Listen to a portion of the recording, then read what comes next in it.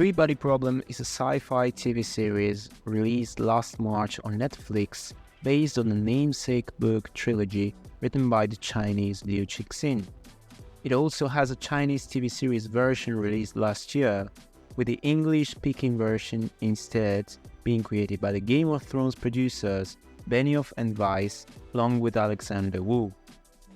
Being a series with marvelous human insights that keep interlacing themselves, here three main points which set the basis to interesting reflections are highlighted.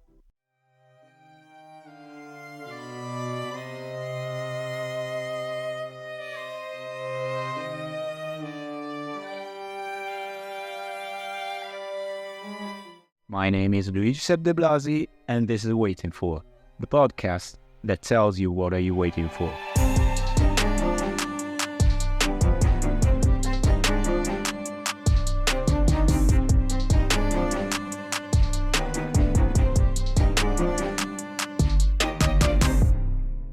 This episode of the podcast contains spoilers of the TV series. I will recommend it anyway to those who have not found any interest yet in watching the series, as it gives a sneak peek to its fascinating complexity. First point, the bugs. Following the terrestrials being declared war by an alien species called as bugs, there is a scene in which one character leads others to a forest full of cicadas, and he affirms the following quotes. People hate bugs. Been trying to get rid of them forever. Sprayed pesticides from planes. We put poison in the ground. We try and sterilize them. We swat them, zap them, step on them. Look around. They're not going anywhere. He then takes his bottle of rum, pours it to the ground, and affirms to the bugs. Many other questions that can come through that. First one. Should the humans really have fear of getting blasted if there are still so many bugs around? Second, should we look more carefully at all those bugs in our lives that we squash without thinking, in those moments when we think certain things or people might be irrelevant to us for reasons which eventually turn out as false? Second point, in nature, nothing exists alone. There is this young couple made by a Chinese girl and a British son of a company owner. The pair admires this alien species and is advancing the project for which the alien species should conquer us, because the couple finds in them the ones we need for keeping existing. So the pair consider all within themselves that just because the aliens got in touch with the couple, their race is better than ours, fairly reasonable. Because in their experience, she saw the Chinese Communist Party destroying her family, while he saw the humankind destroying a bird species he was researching on and trying to preserve. It just looks like both had previously seen their own natures being squashed by humankind. The Chinese girl falls in love twice. The first time, a Chinese young man lends her an American book. In the second time, the Englishman that will accompany her forever, the quotes from the same book, in nature, nothing exists alone, comes back and is what unites them. In nature, nothing exists alone. The need for something else that makes one thing exist is implied by the couple, is therefore found through the alien species from which the couple has been contacted by. But what's this book about?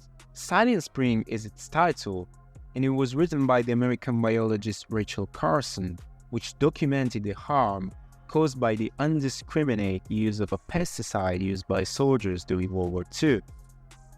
The chapter in which this sentence lies goes deep into an attempt that was made to eliminate the nests in some lakes at Clear Lake in California between 1949 and 59. Beginning of quotes. As ground and surface waters are contaminated with pesticides and other chemicals, there is danger that not only poisonous, but also cancer-producing substances are being introduced into public water supplies. Cities receiving their drinking water from rivers had a higher death rate from cancer than did those whose water came from sources presumably less susceptible to pollutions, such as wells. The conditions referred to may easily be duplicated as a result of heavy applications of arsenical insecticides. The soil in such areas becomes poisoned. Rains then carry part of the arsenic into streams, rivers and reservoirs, as well as into the vast subterranean seas of groundwater. Here again, we're reminded that in nature, nothing exists alone. End of quotes. Third point, communication by thoughts. These alien species do communicate only by transmitting their thought directly to one another. Then, the male character from the same couple mentioned earlier is filmed while telling to an alien the tale of the Red Riding Hood. The alien first asks, how does the girl not know the wolf's intentions to eat her? Then, the alien understands the wolf is lying in order to pretend to be her grandmother, which he's not, and gets concerned about him, wanting to realize, why does the wolf behave such way? At the end, the alien understands that what the fairy tale that character was telling him is a story made from fiction and constructed lie, thinking eventually that the character is factually telling him a lie. It looks stunning to the character that he can communicate with less elaboration of things to do.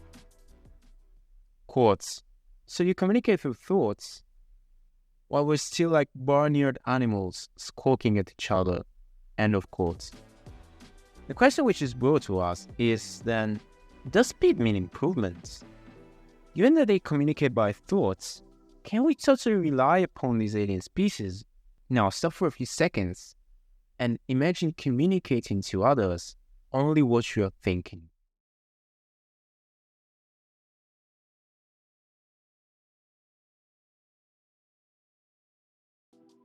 Let me know in the comments to the social media posts what the result of this reflection has been.